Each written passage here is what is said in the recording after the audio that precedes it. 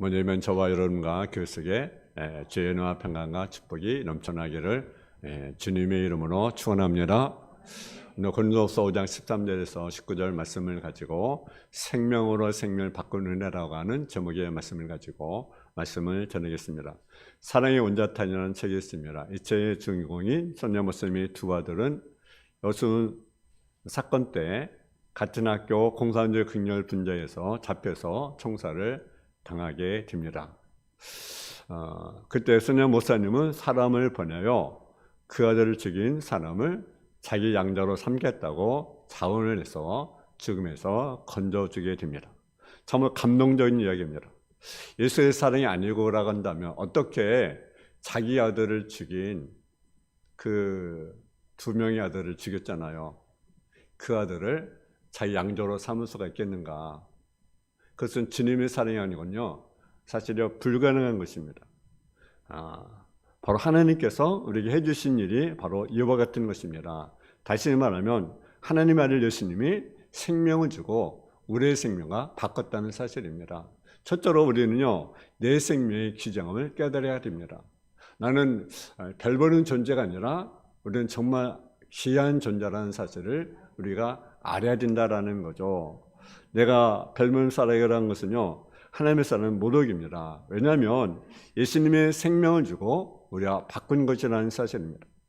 요한복음 생명이 얼마나 귀한 생명입니까? 예수님이고 하나님이십니다. 요한복음 1장 1절에 보게 되면 태초에 말씀이 계시니라. 이 말씀이 하나님과 함께 하셨으니 이 말씀이고 하나님이라고 우리에게 말씀을 하셨습니다. 따라서 우리의 생명이요, 정말 귀한 존재라는 사실이죠. 예수님이 생명 주고 우리의 생명을 바꾼 것입니다. 고린도서 1장 16절 17절에 보게 되면 만물이 그래서 창조되되 하늘과 땅이나 보이는 것들이나 보이지 않는 것들과 혹은 왕권들이나 주권들이나 통치자들이나 권세들이나 다 만물 그로 말미암아 그래서 창조되었고 또한 그가 만물보다 먼저 계시고 만물이 그 안에서 함께 섰다고 우리에게 말씀하고 있습니다. 이런 하나님의 아들 예수의 생명을 우리의 생명과 바꾸었다는 것은요, 엄청난 축복입니다. 여러분은 어떤 존재입니까? 우리는 어떤 존재로 태어났습니까? 우리는요, 죄 가운데 태어났습니다.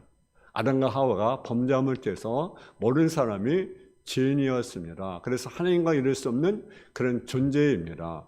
그래서 우리는 영원히 죽을 수밖에 없고 멸망에 빠질 수밖에 없고 지옥 갈 수밖에 없는 존재인데, 근데 그런 존재였습니다. 죄 가운데 태어난, 그래서 태어날 때부터 어린아이가 죄 가운데 태어나는 거죠. 여러분, 다윗은 그렇게 고백합니다. 자신의 죄 중에 태어났으며 죄악 중에 태어났다고 고백을 합니다. 우리는 태어날 때부터 벌써 죽은 자요, 그리고 하나님께 버림받는 자인 것입니다. 아무런 쓸데없는 존재였습니다. 근데 에베소서 2장 5절에 보게 되면 그때 너희가 그 가운데 행하여 이 세상의 풍조를 따르고 공중권세 잡은 자를 따랐으니 지금 곧 불순종의 아들 가운데 역사하는 영이라. 전에는 우리도 다 그 가운데서 우리 육체의 욕심을 따라 지내며 육체와 마음이 원하는 것을 하여 다른 일과 같이 본질상 진노의 자녀였더니 긍휼이 풍성하신 하나님이 우리를 사랑하신 그 큰 사랑을 인하여 허물로 죽은 우리를 그리스도와 함께 살리셨고 너희가 은혜로 구원을 받은 것이다. 예수 믿기 전에는 누구를 따랐습니까? 쉽게 말씀드리면 불순종의 아들 사단을 따랐다는 사실이죠. 그래서 종노를 했던 존재였는데 우리는 주님의 사랑으로 인해서 뭘 받았습니까? 구원을 받았습니다. 이것이 은혜가 아니겠습니까? 그 무엇보다도 내가 구원받았다는 것이 엄청난 은혜인 것입니다. 여러분, 에베소 2장 4절 7절에도 보기에는 긍휼이 풍성하신 하나님 우리를 사랑하신 그 큰 사랑을 인하여 허물로 죽은 우리를 그리스도와 함께 살리셨고 너희가 구원을 받는 것이다. 무엇이 근거에서 우리를 구원하셨습니까? 그 크신 사랑으로 인해서 우리를 뭘 받았습니까? 구원을 받았다는 거죠. 그렇기 때문에 우리는요, 절대로 우리는 보잘것없는 존재가 아니라는 거죠. 우리는 생명이 그 점을 우리가 알아야 됩니다. 왜? 예수의 생명 바꾼 귀한 존재라는 사실입니다. 하나님께서 성도의 생명을 얼마나 귀하게 여기셨습니까? 예수님의 생명의 가치가 얼마라고 말씀하고 있습니까? 도저히 값으로 계산할 수가 없습니다. 인간은요, 진흙덩이에 든 거는 벌레와 같은 존재입니다. 근데 우리는 그런 존재가 이제는 아닙니다. 왜냐하면 예수의 생명을 바꿨기 때문에 그렇습니다. 두 번째로 자신의 생명에 대한 막중한 책임을 우리가 깨달아야 된다는 사실이죠. 하나님이 예수님의 생명과 우리의 생명을 바꾸었기 때문에 예수님의 생명처럼 나의 생명이 이 땅에 귀중히 여김을 받고 구원받은 자로서 또한 책임이 크다는 사실을 우리가 분명히 아셔야 됩니다. 그리고 그 책임이 무엇입니까? 예수님이 행했던 일들을 우리가 행하는 거예요. 예수님이 어떤 일을 행했습니까? 이 땅에 살면서 말씀을 전하시고, 그리고 가르치시고, 또 병자를 고치시고, 귀신을 쫓아내시고, 여러분 그 하나님의 사랑을 나타냈습니다. 그때 우리도 하나님 예수님이 하신 일 그대로 때렸든지 못했든지 어느 곳에 있든지 규모가 크든지 규모가 작든지 상관없이 이 예수님 말씀을 전하고 가르치고 병든 자를 위해서 기도하고 또 귀신을 쫓아내고 하나님의 사랑을 우리가 전해야 된다라는 사실이죠. 마태복음 18장 18절에 보게 되면 예수께서 나 이르시되 하늘과 땅의 모든 것을 내게 주셨으니 너희는 가서 모든 민족으로 제자를 삼아 아버지와 아들과 성령의 이름으로 세례를 베풀고 내가 너희에게 분만 모든 것을 가르쳐 지키게 하라. 볼지어다 내가 세상 끝날까지 너희와 항상 함께 있으리라. 모든 민족을 제자 삼아 아버지와 아들과 성령의 이름으로 세례를 주고 진리 분만 보는 것을 가르쳐 지키게 하라. 그분이 항상 함께 있다라는 사실이죠. 마가복음 10장 15절에 보게 되면 또 너희에게 이르시되 너희는 온천에 다니며 만민에게 복음을 전파하라. 믿고 세례를 받는 자는 구원을 얻을 것이니 믿지 아니하는 자는 정죄를 받으리라. 믿는 자에게는 이러한 표적이 따르니 즉 그들의 이름으로 귀신을 쫓아내며 새 방언을 말하며 뱀을 집어 올리며 무슨 독을 마실 자로도 해를 받지 않냐고 병든 사람에게 손은 중 나으리라. 할렐루야. 이와 같이 우리는 예수님이 하신 일을 이 땅에 계승을 해야 됩니다. 이제 예수께서 대신해서 이 땅에서 하나님의 뜻을 이루어야 되는 것입니다. 그래서 주의 하신 일을 해려줬고 안 해려주는 것이 아니라 반드시 우리가 해야 됩니다. 세상에서 주님이 하신 일을 계승하고 이 땅에서 빛과 소금의 사명을 감당을 해야 합니다. 여러분 세상은요 거짓으로 꽉 차 있습니다. 온갖 죄에 관영합니다. 그래서 거짓이 정말 진리인 것처럼 그렇게 우리는 살아갑니다. 또 속고 살아갑니다. 지금 이제 대통령 선거를 지금 하고 있는 중이잖아요, 그죠?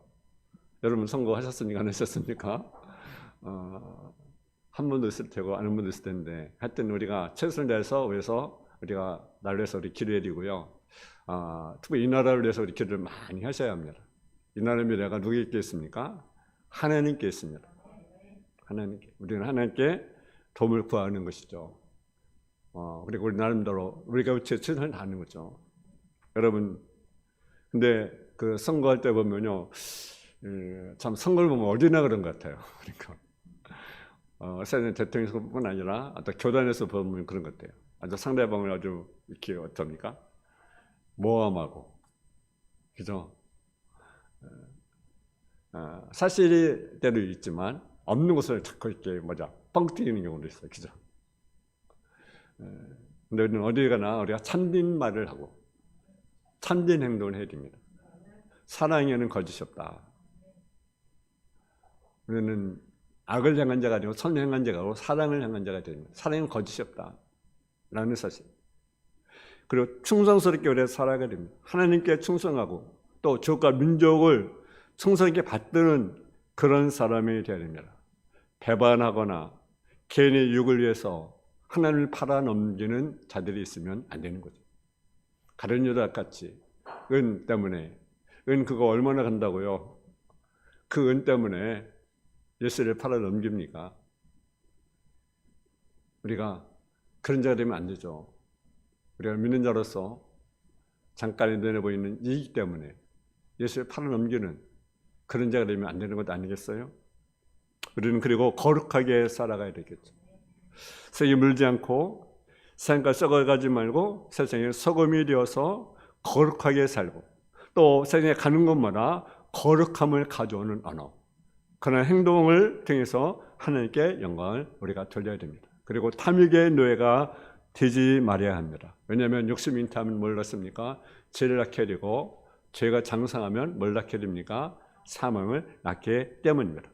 산의 분수를 잃어버리고 욕심을 내면은 그 다음에는 욕심을 내서 삐뚤은 길로 가야 되게 되고요. 삐뚤은 길로 가게 되면 뭘 하게 됩니까? 죄를 짓게 되고 결국은 어떤 결과를 가져오게 됩니까? 망하는 결과를 가져오게 됩니다.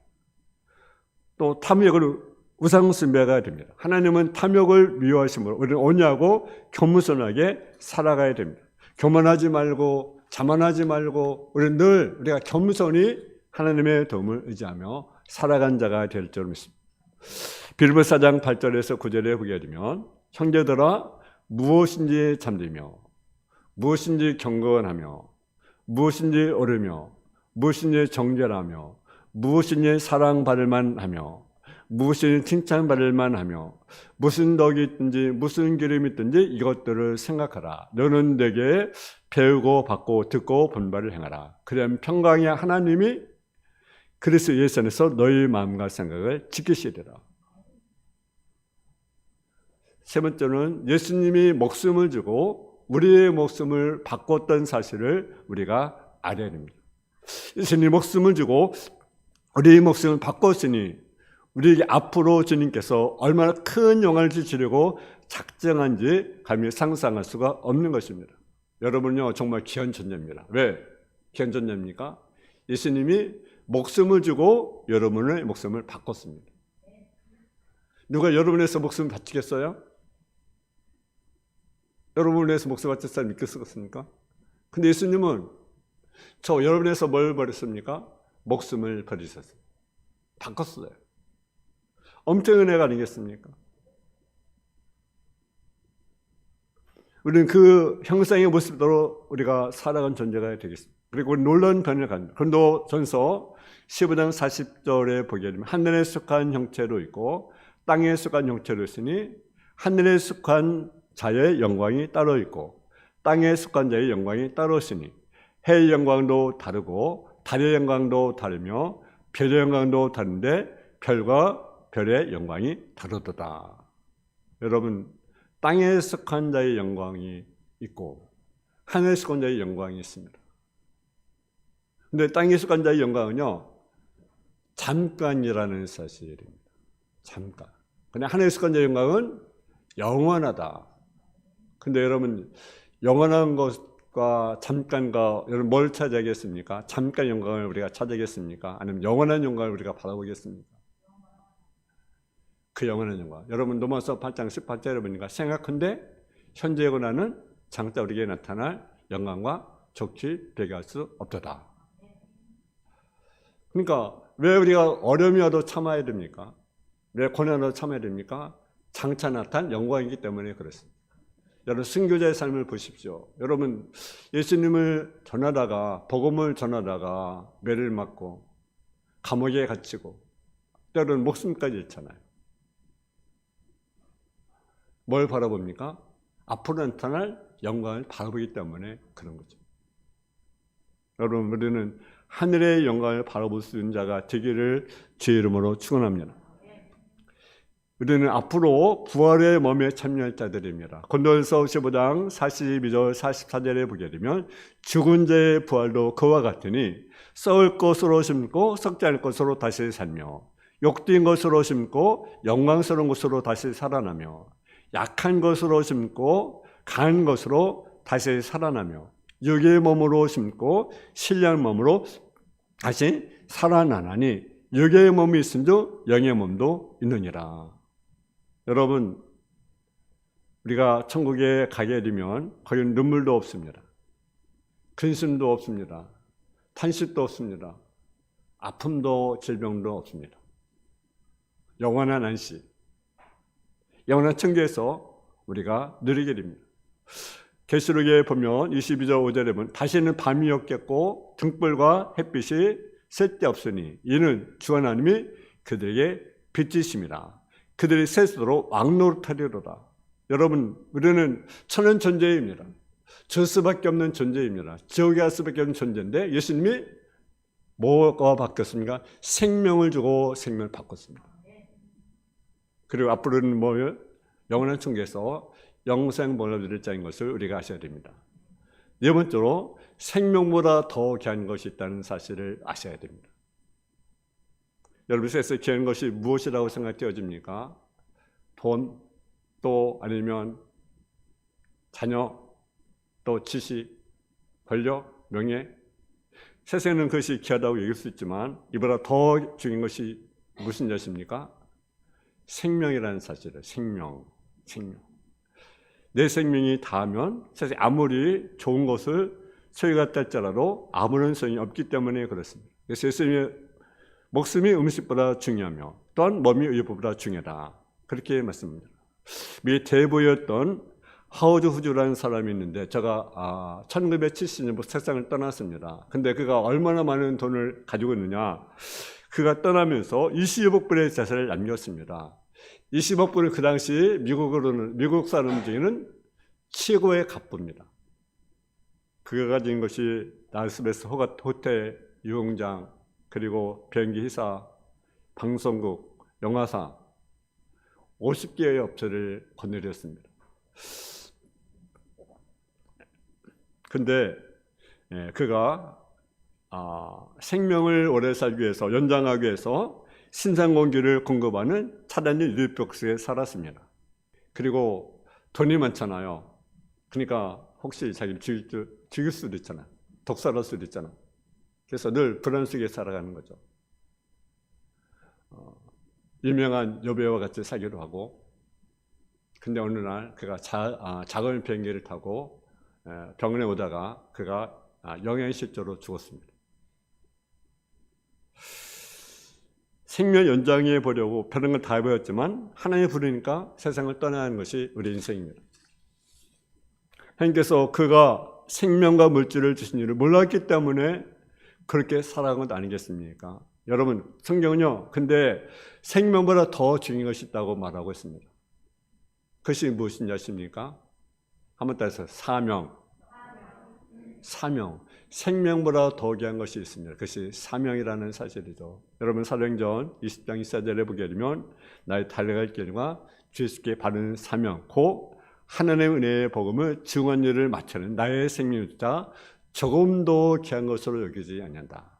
여러분 세상에 가장 귀한 것이 무엇입니까? 생명이지만 생명보다 더 귀한 것이 뭐냐?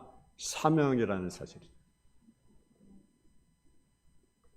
여러분 사도 바울은 사도행전 20장 24절을 보면 생명을 더 귀한 삶을 위해서 목숨을 버릴 정도의 그런 가치가 있는 것입니다. 그래서 예수님은 사명을 감당하기 위해서 하나밖에 없는 자기의 생명을 버렸다고 하는 것입니다. 왜 사명의 생명보다 귀합니까? 우리가 왜 사명의 생명보다 귀합니까? 그것은요, 생명이 존재하는 것은 왜 존재하느냐? 그것은요, 사명 때문에 존재하기 때문에 그렇습니다. 중요한 거예요. 우리의 생명도 귀하지만, 여러분, 어떤 걸로 생명이 귀합니다. 생명도 당연히 귀한 거죠. 근데 더 귀한 것은 내가 생명 존재하는 것은 왜 존재하느냐? 사명에서 존재하기 때문에 귀한 것이라는 거죠. 여러분, 왜 세상에 태어났다고 합니까? 바로 사명에서 우리가 태어났기 때문에 그렇습니다.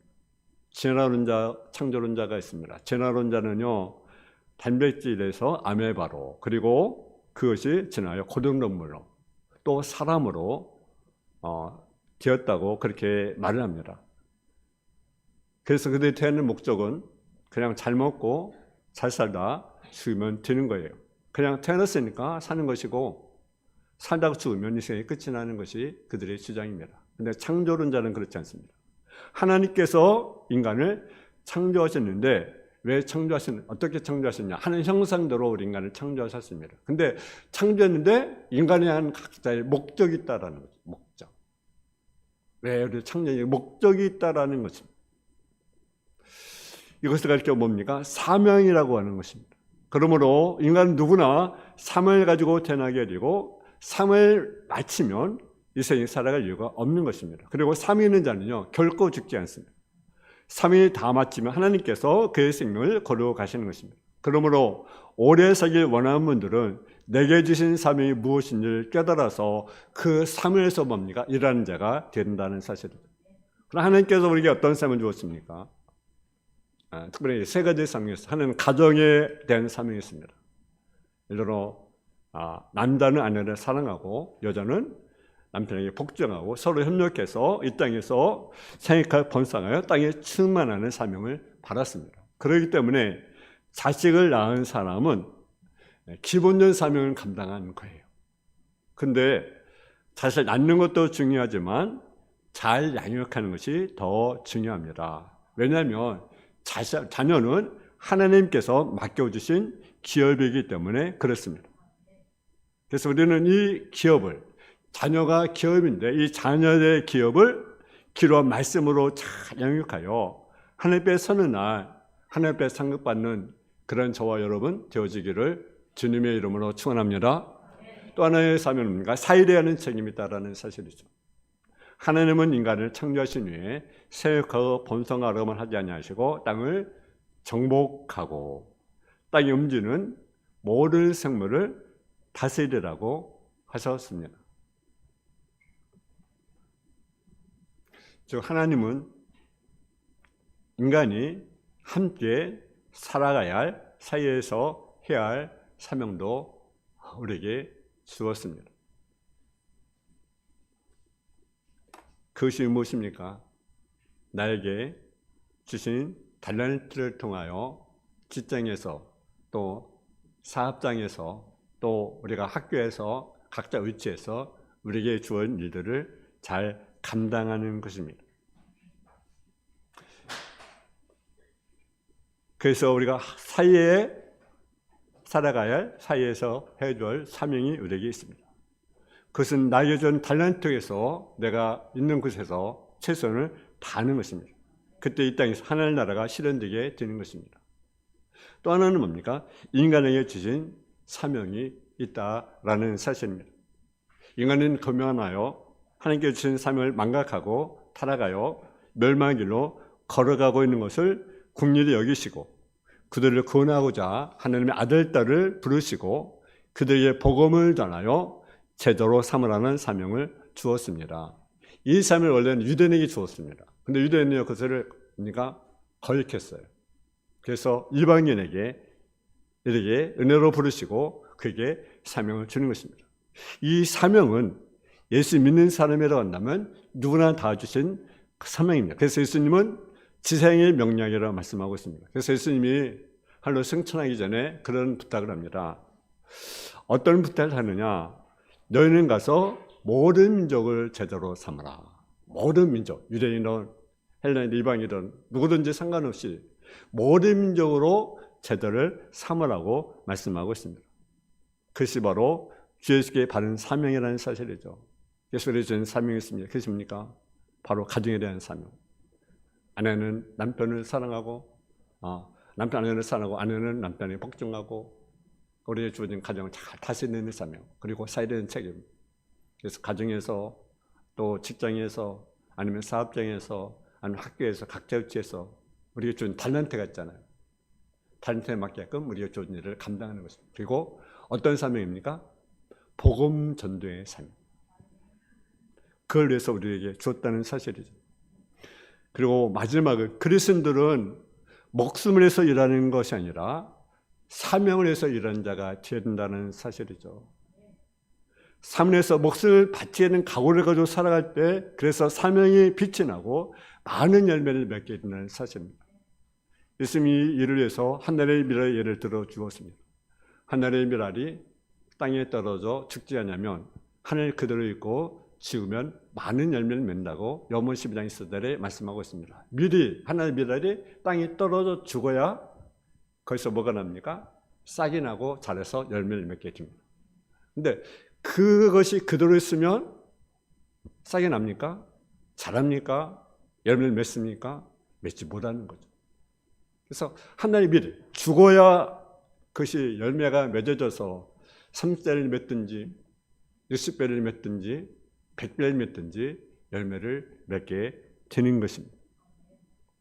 만약 생명이 아까워서 죽지 않으면 더 많은 생명을 만들 수가 없습니다. 우리가 알아야 할 것은, 미달에서 중요한 것은 생명 자체에 있는 것이 아니라 더 많은 열매를 맺어 많은 사람을, 생명을 살리는 것입니다. 이것이 미달의 사명인 것입니다. 그리고 예수님이 자신의 본을 보여주었습니다. 예수님은 이 세상에 수많은 영혼을 구원하기 위해서 이 땅에 오셨습니다. 그리고 하나의 미달이 되어서 뭐가 되었습니까? 십자가에서 자기 생명을 내놓으셨습니다. 그리고 내가 다 이뤘다, 자기 전 사명을 다 이뤘다는 사실이죠. 그가 생명을 주심으로 그가 받은 사명, 모든 영혼을 구원하는 사명을 잘 감당함으로 하나님께 영광을 돌리게 되고 모든 사람의 구세주가 된 것입니다. 여러분, 태어난 인간은 한 번은 죽어야 합니다. 왜 죽습니까?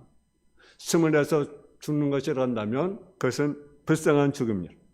성경 분명히 말씀합니다. 하나님 죽음되는 심판이 있다는 거예요.